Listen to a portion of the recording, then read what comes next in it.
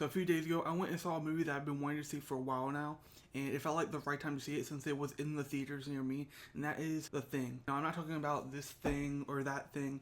I'm talking about John Carpenter's The Thing. And yeah, this is a movie that I've been wanting to see for a while, just because I know it's one of his classics. It's like first ever movies, I think after Halloween is when he did it. The Thing, set at an isolated Antarctic research station, the Thing opens with Norwegian scientists chasing a husky dog and end up self-destructing their base in the process. The Americans, led by pilot R.J. McCready, takes in the dog, not knowing the Thing is an alien parasite that eats and shapeshifts into a living thing. After the dog morphs into a grotesque tentacled horror thing, McCready and the crew investigate the nearby Norwegian camp, uncovering a burnt, malformed corpse and realizing the scope of the alien's ability to transform. Back at the station, the Thing hides among the team, making McCready do a blood test that exposes the creature. Each member becomes paranoid as they face each other with distrust, leading to a last stand where McCready decides to destroy the base, leaving only him and Childs alive. This movie explores how isolation and fear can warp relationships, showing that under extreme stress,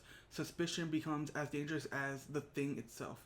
But the thing here is that the Thing's shapeshifting raises questions about what makes someone human, blurring the lines between self and other. Carpenter puts that the instinct to survive against the hopelessness of a frozen, hostile environment, resulting in a dark worldview that's pretty different from the optimism you see in 80s movies like this. Kurt Russell grounds the movie as McCready, delivering cold resilience with a hint of vulnerability. Wilford Brimley's Dr. Blair gives like a scientific dread, while Keith Davis Childers embodies illogical concerns. The ensemble's different perspectives, from being strong to trembling terror, heighten the movie's relentless tension. John Carpenter's direction highlights suspense over jump scares, using long takes and practical effects to build that dread. Cinematography captures Antarctica's oppressive landscape, while Ennio Morricone's subtle score feels like a pulse beneath the action and really helps make that suspense and tension. I couldn't believe when I found out how they made the creature effects, and they're like crafted from like chemicals, food products, rubber, and just other mechanics. And still to this day, they're like the best like practical effects I've seen so far, besides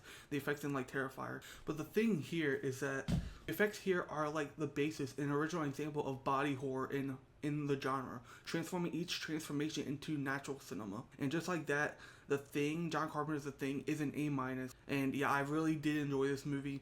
I recommend people who haven't seen this original go out and see it. Now that I think about it, I don't think it is an original. I think there's another movie that was like in the.